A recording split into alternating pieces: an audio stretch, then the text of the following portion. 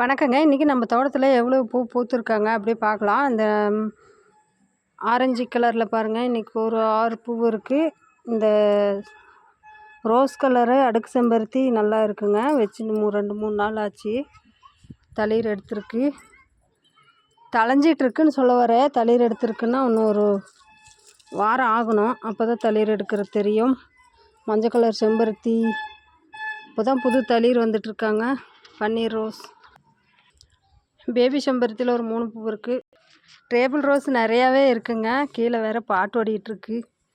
காப்ரேட்டுக்குது ஒரு 3 பயமாகவும் இருக்குது. காஷ்மீர் ரோஸ்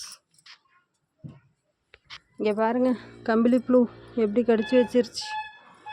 பூராக்காய் இது நாளைக்கு பறிக்கலாம். கொய்யாக்காய் அவ்வளோ பிஞ்சி.